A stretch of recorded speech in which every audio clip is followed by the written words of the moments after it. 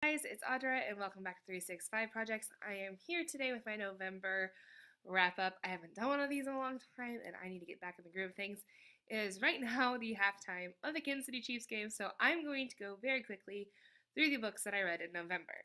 The first one, starting with my lowest star rating going to highest, is Nine Perfect Strangers by Leon Moriarty. I can't say her name correctly. It's not what everybody keeps saying it as, but anyways. Um, I've read others of her books, and they're some of my favorite books. This one was just so bizarre. Usually, you're like kind of doing like a chick litish, weird twist of like a murder mystery or a crime. This is it has the same elements in the background, but it takes like over half the story to realize what's going on. This is about nine strangers that go to a wellness, like health and wellness resort to better themselves for very different reasons. And yeah, there's no way to tell you why I gave it 2 stars other than the fact that it's just so weird. If I tell you why it's weird, it's going to ruin the story. I did not enjoy it. I felt like it was a waste of my time, unfortunately. So this got 2 stars. I don't even know like who I could recommend this book to, just because it is so bizarre. Um, the epilogue was great in the way that it connected the 9 characters back together, but other than that, this is going to be an unhaul book for me. The second book that I read in November, or the second on my list, I guess, would be Polly Diamond and the Magic Book. This was a really cute early chapter book reader. There's glitter on the cover. I love the character Polly. She is so cute. It's just a simple story about a girl who has this notebook or a book that she writes in, and everything she writes comes to life. It was okay. It was a 3-star read, but it was just, like I said, early chapter book reader.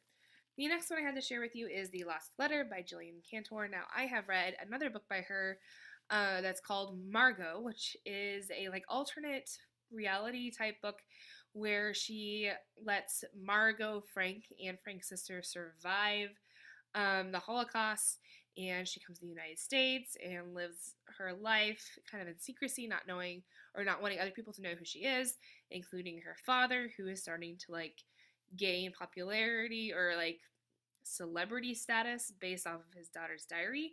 So it was an interesting book, and so I saw this on our library's Overdrive for an audiobook, and I definitely wanted to check it out.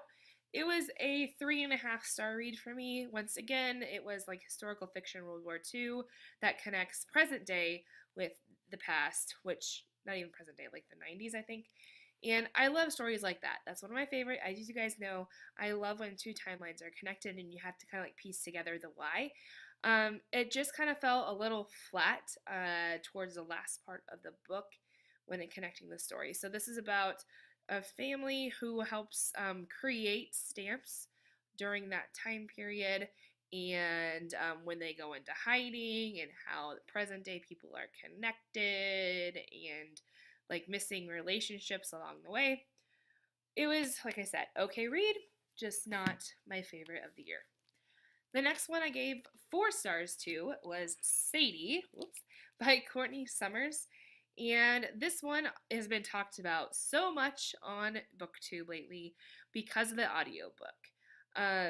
It's written like a podcast, so the audiobook is great because it's kind of like a full cast of characters, and it's like you're listening to a real podcast. So this is about 2 sisters, one of which who was found dead, and then the other who has gone missing. And you kind of come to realize that, is she trying to find her father or is she trying to find the killer? And once again, it kind of had momentum and then it just stopped moving for me towards the end of the story. Can't even tell you how it ended up, unfortunately, but I did enjoy the listen, so that's why I gave it the 4 stars. The next 4-star was part of my nonfiction November, and I really enjoyed the read of this. It's Blood, Bullets, and Bones, the story of forensic science from Sherlock Holmes to DNA. So it is a YA nonfiction book that spans the course and time of how forensic science has become what it is today.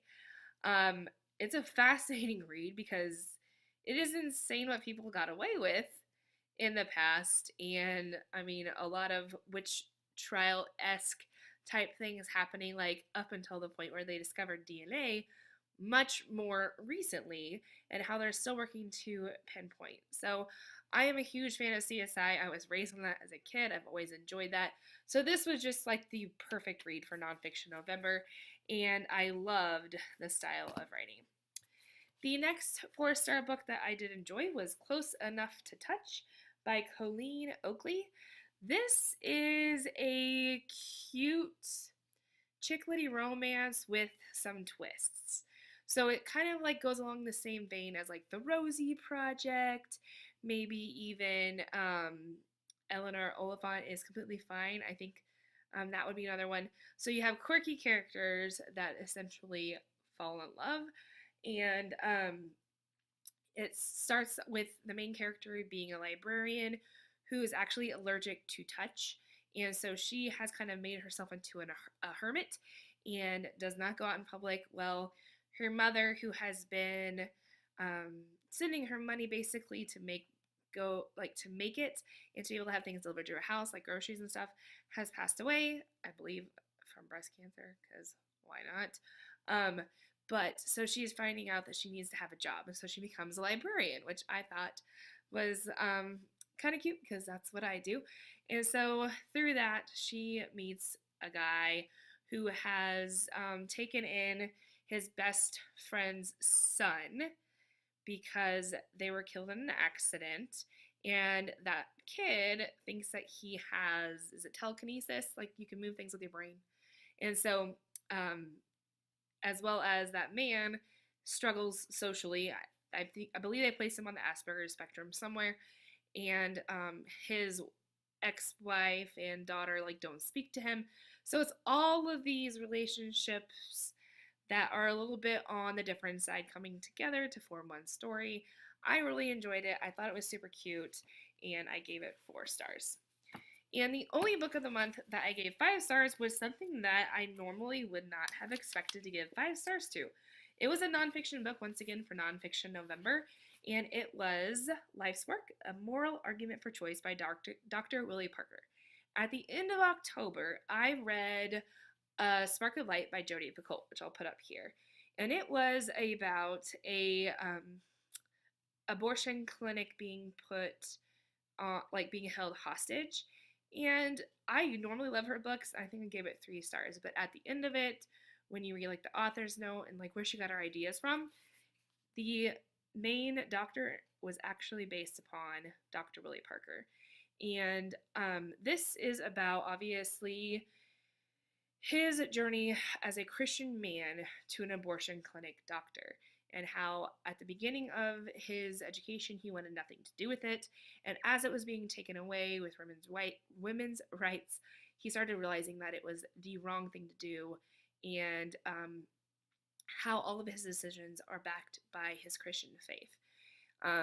There's also a lot of information on what it really is, what it really isn't, and what people try to convince you that it is. There's a lot of statistics. I like how we kind of pinpointed that the people that we see like arguing against the most are white males, which is weird. And there's how race plays into it, and once again how that is all driven by white males. So it was a very interesting perspective, and one that I normally wouldn't have picked up, but because it tied into the other one, it drew me in, and I just liked his style of writing as well. So if you're willing to read a different perspective about a strong Christian man feeling that his calling from God is to be an abortion clinic doctor and how science can play into that, pick that one up. So those are the 7 books plus the Polly Diamond book that I read in the month of November.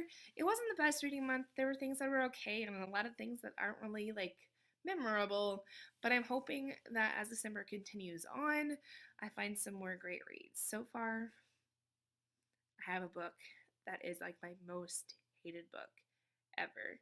So stay tuned for that one. Please let me know what your thoughts on these books are. Have you read some of them? Or would you add them to your TBR now that you've heard a little bit about them? As well as, what did you read in the month of November? What do I need to add to my 2019 TBR? Because it is just around the corner. Please make sure you like and subscribe if you would like to. But until next time, bye guys.